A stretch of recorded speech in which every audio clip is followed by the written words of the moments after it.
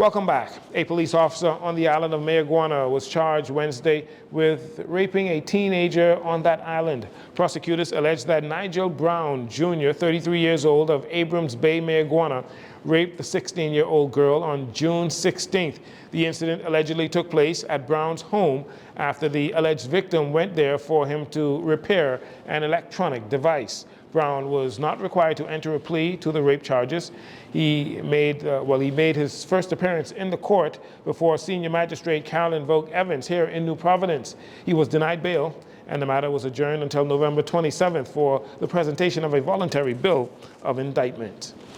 A flood of citizenship applications. Those notices has caught the eye of Long Island Member of Parliament Adrian Gibson. He raised concerns in Parliament on Wednesday about the growing number of notices published in local newspapers. Mr. Gibson questioned the sheer volume and transparency of the process, saying it's unlike anything that he's seen before. Every week, I look at the newspaper, or I see the newspaper on WhatsApp. I see citizenship notices. I mean, there's so many citizenship notices, Madam Speaker, hundreds of citizenship being handed out. Sometimes you got a full page of citizenship notices. And for many of us, I mean, that's quite concerning, because I don't know if I've seen this before, where you see almost every other day there's a bunch of persons from wherever, Haiti and Russia and this place and that place, applying for citizenship. Gibson is calling for the government to come clean with the citizenship application numbers. I really would like to know is how many persons we've given citizenship to thus far for this year alone. How many last year?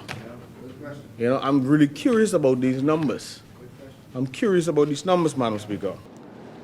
The Long Island Member of Parliament stopped short of accusing the government of wrongdoing, but said the situation warrants greater public scrutiny. The Trade Union Congress President Obie Ferguson, KC, addressed the ongoing controversy surrounding a memorandum of understanding signed with the Progressive Liberal Party prior to the 2021 elections while the PLP was still the opposition, insisting the agreement was about securing workers' rights and not politics. We signed an MOU in 21. We signed it with the Progressive Liberal Party. They were in opposition. They had nothing to offer. They had nothing to offer us. They were in opposition. Fred Mitchell was speaker, what do you call him? Labor consultant or something. The Prime Minister, who is now the Prime Minister, was the leader of the opposition. And they said to us, if you help us to get elected, this is what we will do.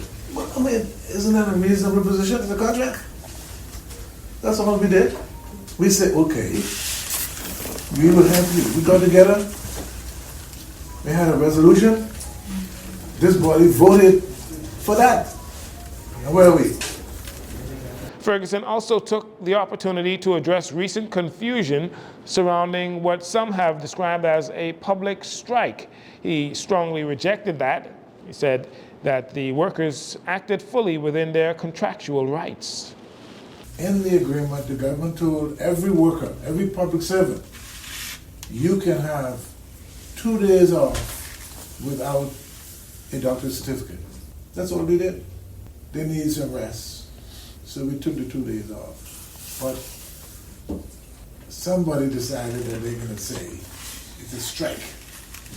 Oh my God, you know, I've been practicing for almost 30 years now. Are you telling me I don't know how to call a strike?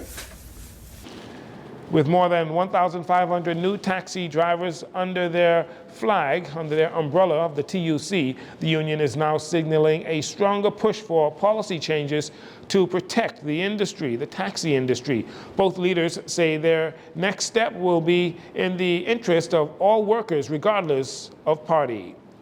And finally, Sandals Royal Bahamian recently hosted top-selling travel advisors representing the United States and Canada in a meeting to discuss consumer and technology trends throughout the travel industry to better optimize sales efforts for the Bahamas and the wider Caribbean region.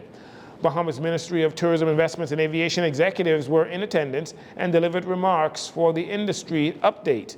Present were Director General of Tourism, Latia Duncombe, along with Unique Vacations Executive Vice President of Sales and Industry Relations, Gary Sadler, and Sandals Beach Executive Team. The event was held at Sandals Royal Bohemia, Cable Beach. That'll do it for your JCN Evening News. I'm Jarino Saunders. Thank you so much for joining us. This segment of the news has been brought to you by Sun Oil Limited.